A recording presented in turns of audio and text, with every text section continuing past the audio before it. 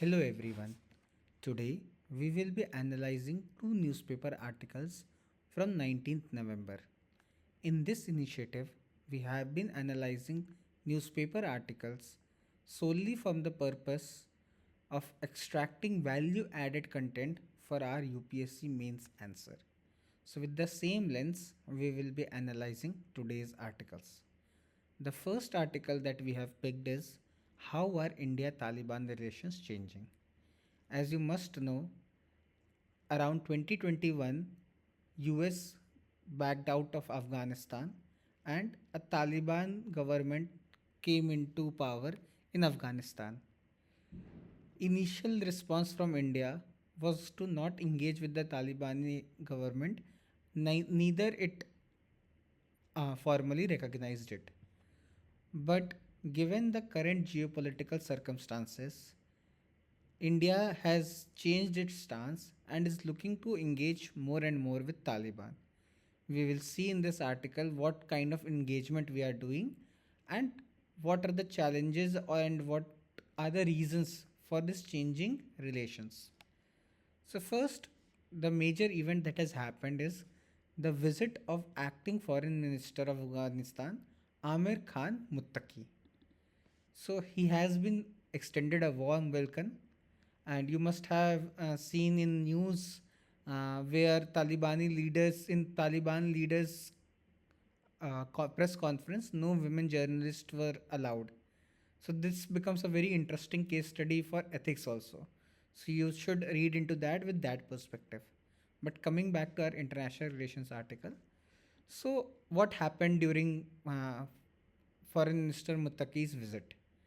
The first thing that was announced was India plans to upgrade its technical mission in Kabul to an embassy. So right now India does not have a functioning embassy in Pakistan, but it is operating through a technical mission in Kabul. That will be upgraded to an embassy. At the same time, India also handed over 20 ambulances being donated to Afghanistan and has promised health infrastructure projects, water projects, and humanitarian aid. On Afghanistan's side, they have promised that they will not allow any anti-India activities on their soil. Okay. In 2022, why is this relevant?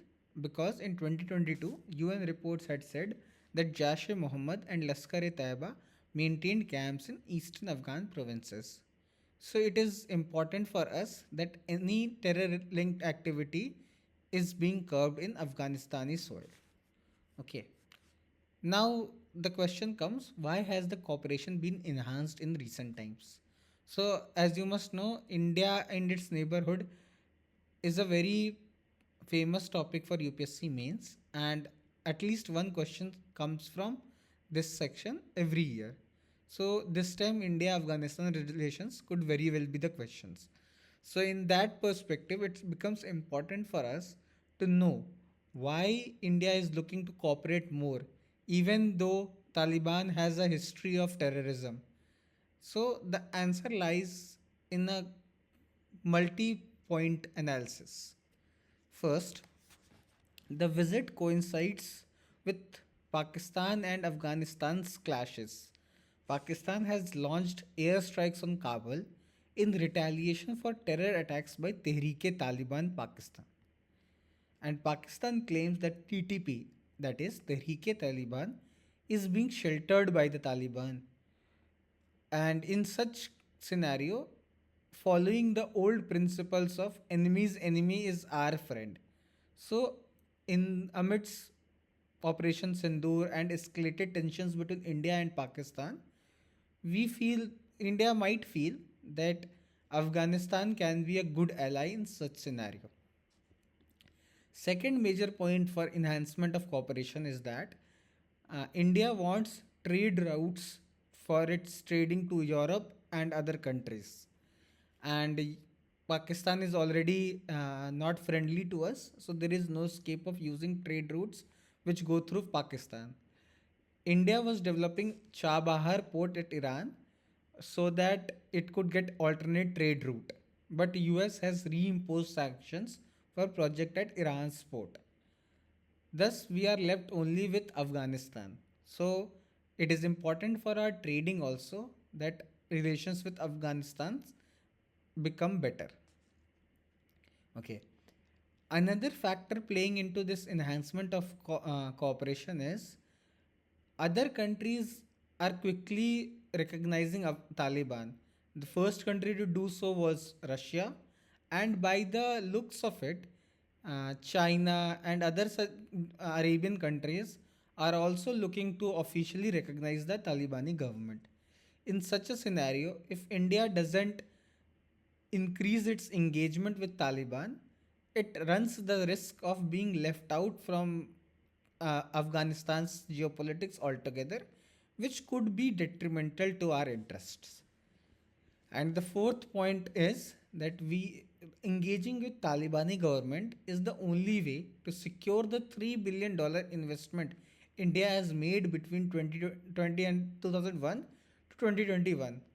And also to provide humanitarian aid, India needs cooperation with the Talibani government.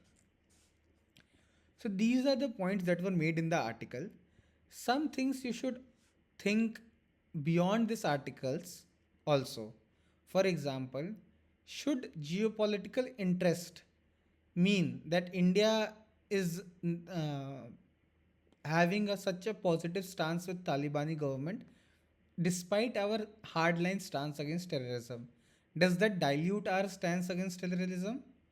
And secondly, as highlighted by the recent incident of women's exclusion from the press conference by the Talibani foreign minister, should India provide aid and cooperate with the Talibani government, which continues to deprive women of their rights? These are questions we need to answer because while geopolitically important, the history and current actions of Taliban are not ideologically aligned to our actions, and such alliances may fail on critical junctures. So it's important that India also uses its soft power to nudge the Taliban government towards equal human rights for all and ensuring that its terror linked past doesn't become its present. So these are some things additionally from my side, and you should also think beyond this article on these lines. Okay. Second article we are taking is from GS3. The article is titled India's Growth Trajectory. So basically, P. Chidambaram sir has written this article, and there he criticizes our growth rate and says that it should not be a matter of celebration, but of the constraints. We should realize the constraints we are facing currently. So while as UPSC aspirants, we have to keep the politics out of it, but the numbers he quoted and the terms he has explained becomes relevant for our main answers because India's growth and questions around it are very common in UPSC means GS3 paper. So let's look at the major points. The first thing that he claims is that across institutions like IMF, RBI, World Bank, everybody is pegging India's growth rate in the current year to be around 6.5% and around a 20 basis point decrement in the next year. That is, it will be around 6.3% in the next year. So, broadly, all bodies have consensus regarding it. But this growth rate is not sufficient for our targets to be achieved by 2047. Now, the reasons for this modest growth has been explained by Dr. Rangarajan, ex-RBI governor, due to the fact that India's gross fixed capital formation has been stationary for last few years. So, gross fixed capital formation is a very important term for you. So, if for those who are preparing for prelims, understand it carefully. But for mains, what we have to remember is GFCF is a very important component which ensures sustained growth because it allows for formation of fixed capital which can be leveraged to create more jobs and growth for the country. Now, First thing is that GFCF has been stationary, and on a larger trend, it has fallen from 2007-8 levels. Under GFCF, one major component is the private fixed capital formation, which is also very important to stimulate that economy. That has also fallen from 2007-8 levels to current levels.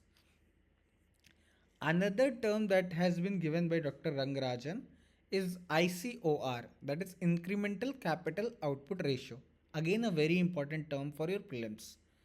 So, incremental capital output ratio means that how much incremental capital you have to put in for creating 1 unit of the output. So, if say I am a manufacturer who makes pencils.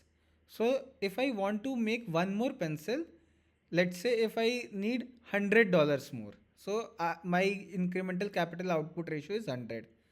But if I am more efficient and I can make it in 50, then ICOR becomes 50, and as low as it becomes, the more efficient my process is. So with the same fixed capital, I can produce more. Thus, for India's growth rate to become faster, either the GFCF or PFF has to improve, or the ICOR needs to decline. For ICOR declination, you either can increase the productivity of workers or you can increase technology. These are the areas you should study more on. Okay.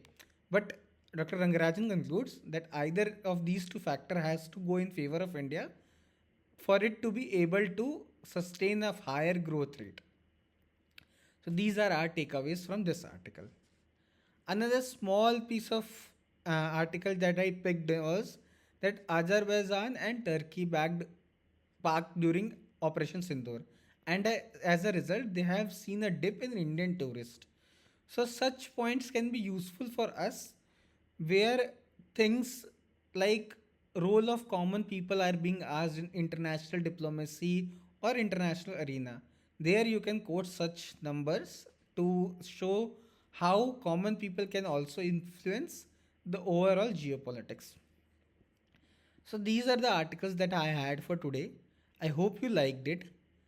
If you want me to cover more articles from daily newspapers, do comment and let me know.